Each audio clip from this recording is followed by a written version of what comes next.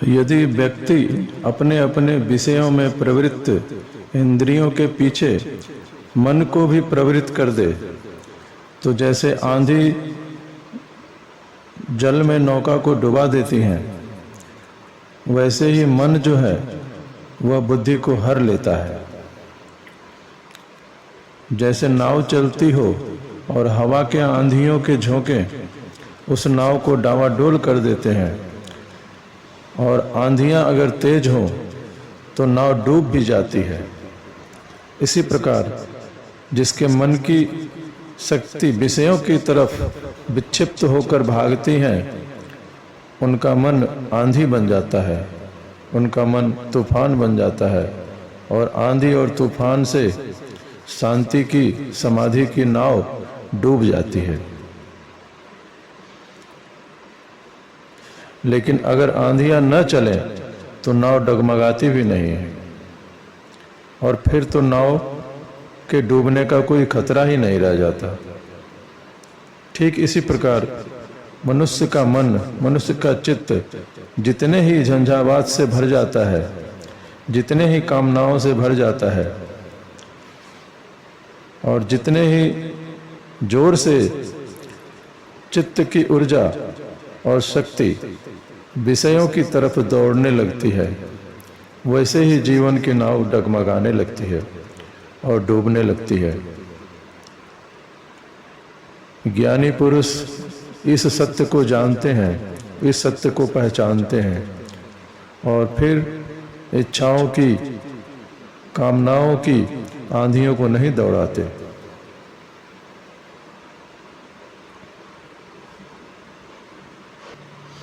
और यह समझने की बात है कि आंधियां रोकनी नहीं पड़ती, मन की आंधियों को रोकने की जरूरत नहीं है, सिर्फ चलानी नहीं है। आप न चलाएं तो अपने आप रुक जाती हैं, क्योंकि ये आंधियां, ये कामनाओं, इच्छाओं और वासनाओं की आंधियां कहीं बाहर से नहीं आ रही हैं, आपके ही सहयोग से, कोऑपरेशन से आ रही हैं।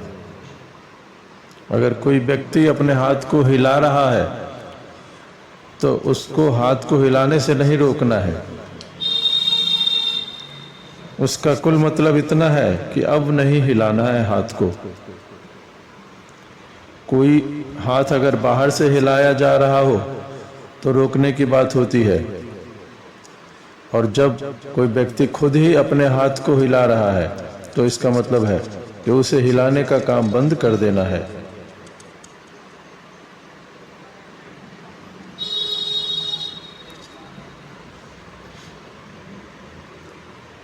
एक सन्यासी के पास एक व्यक्ति गया और कहा कि मैं अपने क्रोध को कैसे रोकूं, तो उस सन्यासी ने डंडा दिखाया। वह सन्यासी एक डंडा हमेशा अपने पास रखता था,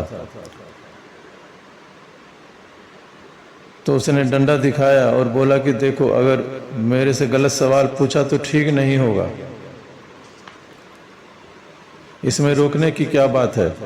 तुमने क्रोध किया है, तुम क्रोध करना बंद कर दो, अपने आप क्रोध रुकेगा। उस आदमी ने कहा, क्या कहते हैं आप, मेरा सिर वैसे ही अपनी कामनाओं से, अपनी इच्छाओं से भारी हुआ जा रहा है, मुझे कोई तरकीब रोकने की बताएं। तो उस सन्यासी ने कहा, रोकने की बात नहीं है, मैं तुमसे यह पूछता हूँ कि तुम अपनी इच्छाओं को किस तरकीब से चलाते हो। जब तुम ही अपनी इच्छाओं को चला रहे हो तो रोकने की तरकीब तुम मुझसे क्यों पूछ रहे हो।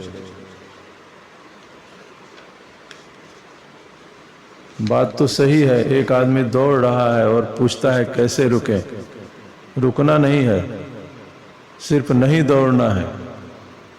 कोई उसको गर्दन से घसीट तो नहीं रहा, कोई रस्सी बांधकर खींच तो नहीं रहा, ना कोई उसको पीछे से धक्के दे रहा है।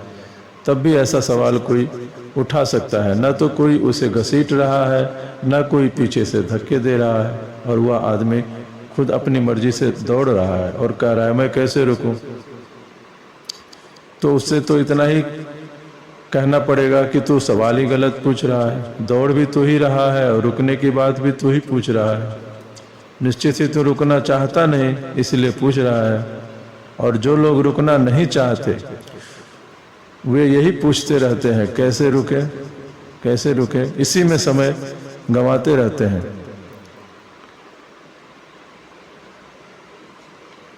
जबकि मजा यह है कि कामनाओं को कैसे चलाएं, इससे पूछने के लिए वह आपके पास नहीं आए, बड़े मजे से चला रहे हैं। रोकना हो तो पूछते हैं कैसे रोकें।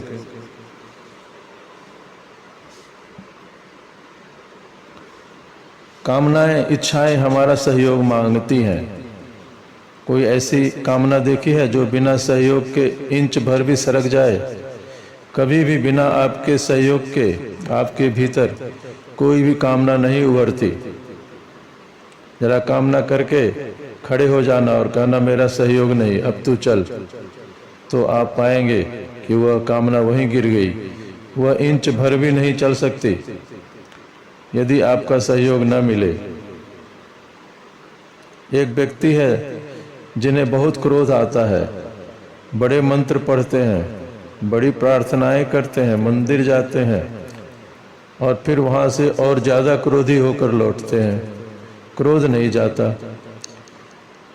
उनकी परेशानी है कि मैंने बहुत कुछ कर लिया पर क्रोध नहीं जाता।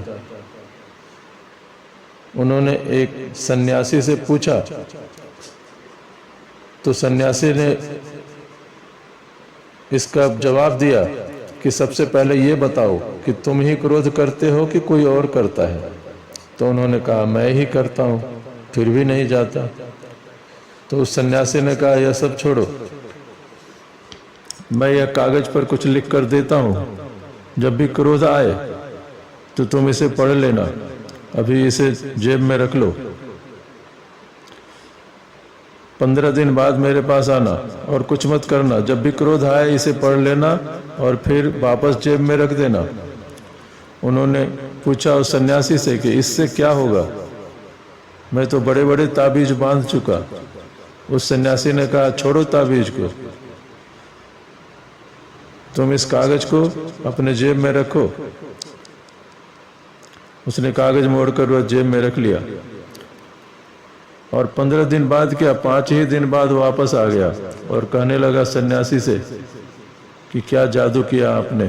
सन्यासी के पैरों पे गिर पड़ा, क्योंकि जैसे ही मैं वह कागज पढ़ता हूँ उसमें लिखा है कि मुझे क्रोध आ रहा है, तो पता नहीं भीतर क्या होता है, सहयोग नहीं मिलता और 1-2 सेकंड मुझे सोचने में लग जाता है और फिर क्रोध वापस चला जाता है। और कई बार तो यह भी हुआ कि मैंने कागज को अंदर हाथ भी नहीं लगाया, इधर हाथ अंदर गया जेब में कि उधर ख्याल आ गया कि अब क्रोध आ रहा है, जैसे कोई चीज बीच से कट गई हो, कोई चीज, किसी चीज का संबंध क्रोध से था जो हट गया है। तो क्रोध सहयोग मांगती है आपका, कामनाएं सहयोग मांगती है आपका। इससे बचने के लिए कुछ करना नहीं है, सिर्फ जो किया जा रहा है वह नहीं करना है। उस सन्यासी ने उस आदमी के सामने मुट्ठी बांध ली और बोली यह मुट्ठी बंधी है, अब मुझे मुट्ठी को खोलना है, मैं क्या करूं? उस आदमी ने कहा कि क्या फिजूल की बातें हैं, बांधिए ही मत, मुट्ठी खुल जाएगी। मुट्ठी को बांधना क्यों है? क्योंकि बांधना पड़ता है। बांधना एक काम है, खोलना काम नहीं है। बांधने में शक्ति लग रही है, खोलने में कोई शक्ति लग रही है? और न बांधिए तो मुट्ठी तो पहले से ही खुली है। तो इच्छाएं, कामनाएं शक्ति मांगती हैं, न दीजिए शक्ति। और जब आप शक्ति न देंगे तो कभी भी वह कामना फलित नहीं हो पाएगी, वह कामना बिल्कुल ही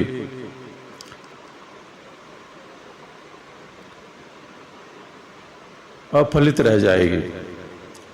तो और ऐसे झंझावात से मुक्त हुआ मन स्वयं में प्रतिष्ठित हो जाएगा, और जो स्वयं में प्रतिष्ठित हो गया उसने समझो सब कुछ पा लिया।